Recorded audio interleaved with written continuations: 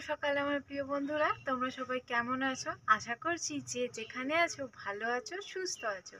আমি প্রিয়া, আমার ব্লগ চ্যানেলে তোমাদেরকে জানাই অনেক স্বাগত। নতুন দিনে নতুন আর একটা ভিডিও আমার অনেক অনেক ভালোবাসার অনেক অনেক স্বাগত।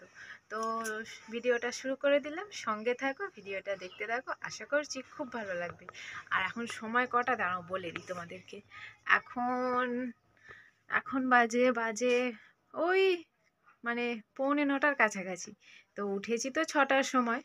তো উঠে তো ওকে টিফিন করে দিলাম, ও রেডি হয়ে চলে গেল। আজকের অনেক দেরি হয়ে গিয়েছে, হাঁকপাক করে রেডি হয়ে গেল, তবুও ডাকছে অনেকক্ষণ থেকে। তো ও যাওয়ার পরে কিছুটা কাজকর্ম হয়েছে বাইরের, এবার ঘরেরগুলো সারবো। আর দেখতেই পাচ্ছ অবস্থা চারিদিকে, কেউ কিছু মনে করো না। কি করব, কালকে যে কেচেছিলাম সেইগুলো ভিজে ছিল তো। আর কালকেও তো অনেকটা বেলা হয়ে গিয়েছিল, কালকে একটু উঠতেও লেট হয়ে গিয়েছিল।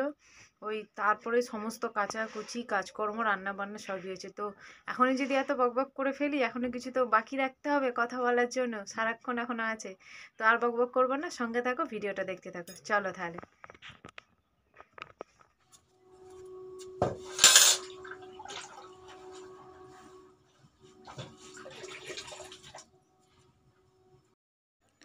এই যে দেখো, শুরু করে দিলাম ঘর মুছতে।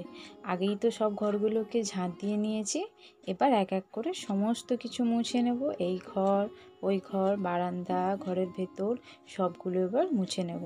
আর আগেই তো বললাম ঝাঁট টাট সবই দেওয়া হয়ে গিয়েছে, শুধু এই ঘরের কাজগুলোই যা বাকি আছে। এই ঘর দোরগুলো মোছা হয়ে গেলে তারপরে বাসনগুলো ওগুলো মাজবো। আমার ঘরে যে জামা কাপড়গুলো আছে ওগুলো রোদে দেব। তো চলো বন্ধুরা, সঙ্গে থাকো, ভিডিওটা দেখতে থাকো কেমন।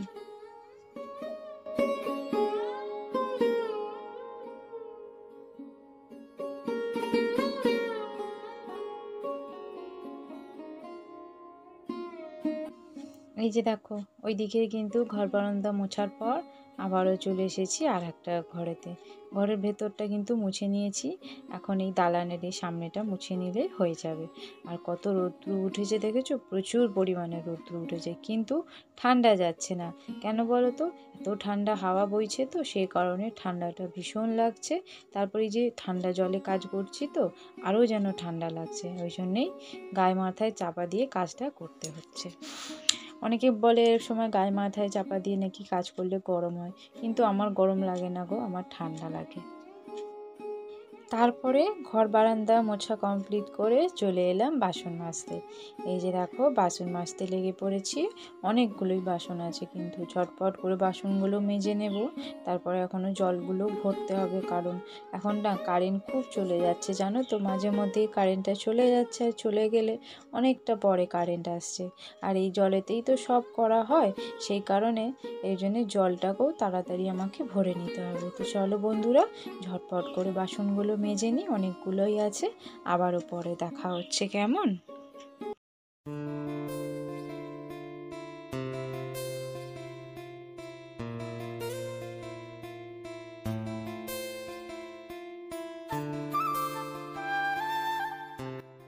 বাসনগুলো মাজার পরে এইখানে এসে একটা একটা করে উপর দিয়ে দিলাম। গামলাতে উপর দিলাম না, এখানে দিলে জলটাও বেশ সুন্দরভাবে গড়িয়ে একদম নিচে পড়ে যায়, আর রৌদ্র রাখলে বেশ বাসনগুলো শুকনোও হয়ে যায়।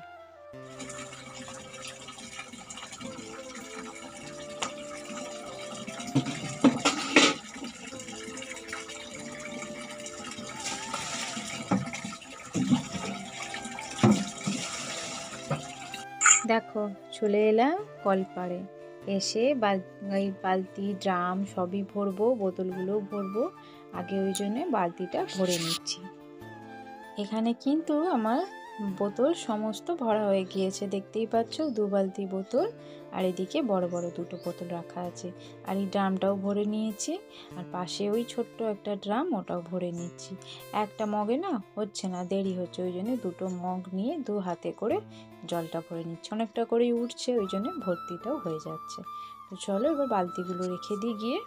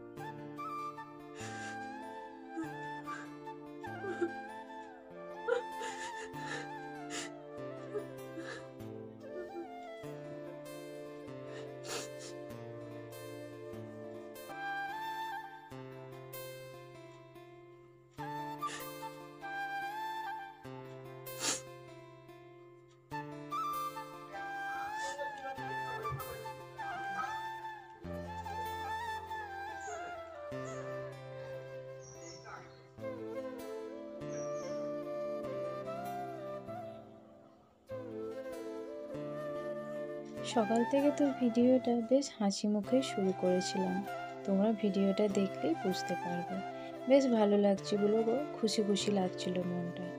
তো কাজকর্ম সারার পর এই যে যেরকম জামা কাপড় নিয়ে আসছিলাম, দেখলে এরকম জামা কাপড় নিয়ে জামা কাপড়গুলো এইখানটায় রোদ লাগে বলে শীতকালটা মিলে দিই, নাহলে গরমকালটায় ঘরের সামনে দিই। তো এইখানে জামা কাপড়টা মেলতে আসার সময় ওই যে দেখো একটা নতুন বাড়ি রং করা হয়েছে, দেখতে পাচ্ছ, ওইখানে ঘটনাটা ঘটে এবং ওই রাস্তা দিয়ে আমি দেখি। তো বন্ধুরা, ভালোবেসে বিয়ে করাটা কি অপরাধ না অন্যায় বলো দেখি? তার জন্যে কেন এতটা কষ্ট, কেন এতটা যন্ত্রণা পেতে হয় আমি বুঝি না গো। কিছু কিছু এমনই সংসারের কথাবার্তা আছে যে মুখ বুজে চেপে সহ্য করে থাকি, বলতে পারি না। যে মন খুলে বলবো সেটা বলার ইচ্ছা হয় কিন্তু বলতে পারি না। ওই যে সাংসারিক কথা বলবো, সবাই বলবোই দেখেছো সাংসারিক কথা সবাইকে জানাচ্ছে, সবাইকে বলছে কেমন ধরনের বউ। তো তাই মুখ বুজে সহ্য করে কিন্তু কান্না করেই কষ্টটাকে ভোলার চেষ্টা করলাম, কিন্তু ভুলতে পারি না। ওই যে 7 বছরের ঘটনা, খোঁচা দেয় যে বারে বারে, দেখলেই মনে হলেই বারে বারে খোঁচা দেয়, থাকতে পারি না। আর তাই মেয়েদের তো একটাই একমাত্রই রাস্তা থাকে, চোখের জল। চোখের জল ফেলে নিজেকে একটু সান্ত্বনা দিয়ে মনটা ঠিক করে। তো আমিও না সেরকমভাবেই থাকি, চলি। কিন্তু আজকে এতটাই খারাপ লাগলো যে সত্যি কথা বলতে আমি না পারলাম না, মানে ক্যামেরা অন করেই কেঁদে ফেললাম, থাকতে পারলাম না। আমি যে ক্যামেরা বন্ধ করে কাঁদবো সেটা পারলাম না, কেঁদে ফেললাম। কারণ আমি ডেলি ব্লগার, ডেলি লাইফস্টাইল, আমার সুখ দুঃখ সবটাই তোমাদের সাথে শেয়ার করি, তোমাদেরকে বলেওছি শেয়ার করব। তাই পারলাম না, বাধ্য হলাম ওরমভাবে কাঁদতে। তো কি হয়েছে ঘটনাটা বলো তো? আমি তো ওরম জামা কাপড়টা মিলতে যাচ্ছিলাম, তারপর দেখলাম এখানে রাস্তা দিয়ে আমার বাবা যাচ্ছিল। তো আমার বাপি হচ্ছে রঙের কাজ করে, এখানে একটা মিস্ত্রি আছে, তার সঙ্গে ঘোরাফেরা করে, তার বাড়িতে আসে, যাতায়াত করে। তো এমনই মানে পরিস্থিতি যে ঘরের সামনে থেকে জন্মদাত্রী বাবাকে ফিরে যেতে হলো। আমি যে ডেকে এক গ্লাস জল দেব বা তাকে যে বলবো এক কাপ চা খেয়ে যাও, সেই ক্ষমতা বা অধিকারটা আমার নেই গো। সেটা আমার মধ্যে নেই, সেটা আমি করতে পারিনি। জানি না পরবর্তী জীবনে করতে পারবো কি না, সেই আশাতেই থাকি গো। কষ্ট হয়, খুব খুব কষ্ট হয়। আজ 7-7টা বছর হয়ে গেল, সেই সুযোগটা আমি আজও পাইনি। জানি না সেই সুযোগটা কবে পাবো।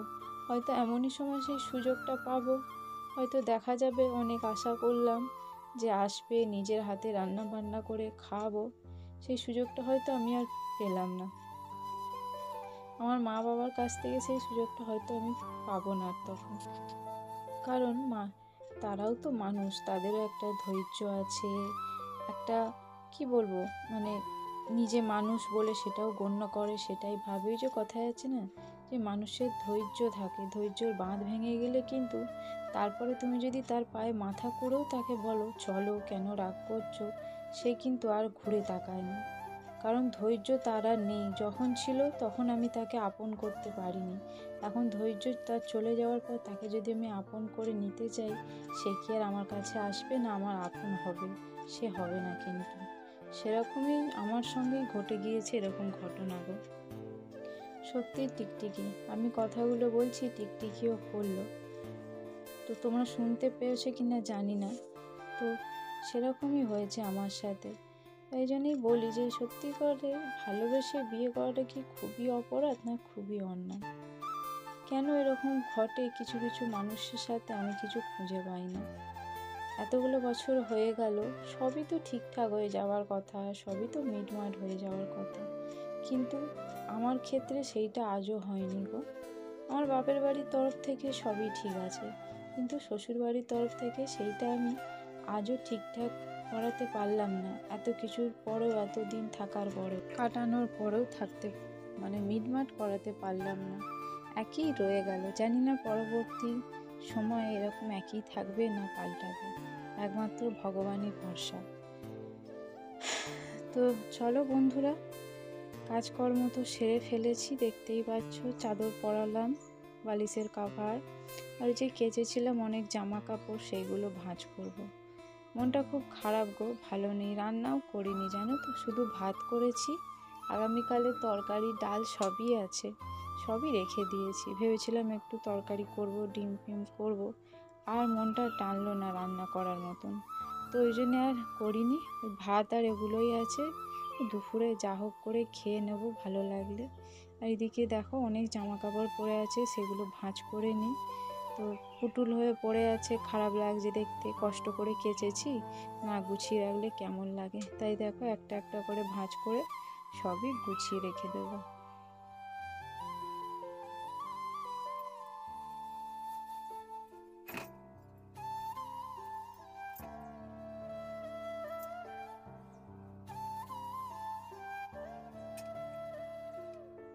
এই যে দেখো বন্ধুরা, সব সুন্দর করে গোছগাছ হয়ে গিয়েছে। এগুলো সব আলমারিতে রেখে দেব। আর এই যে দেখো বালিশের কভার, বালিশের চাদর সবই পেতে নিয়েছি। আর এখানেও জামা কাপড় যেগুলো রাখার সেগুলো গুছিয়ে নিয়েছি। আর আজকের মতন ভিডিওটা এখানেই শেষ করছি। আর ভালো লাগছে না গো, তো পরের দিন নতুন ভিডিওর সাথে দেখা হচ্ছে। এখানে দেখো ভাত আছে, উপর দিয়ে রেখেছি। আর ওই আগামীকালের ডাল দেখো, আর ওই তরকারি। আজকের মতন এই পর্যন্তই গো, পরের দিন দেখা হচ্ছে।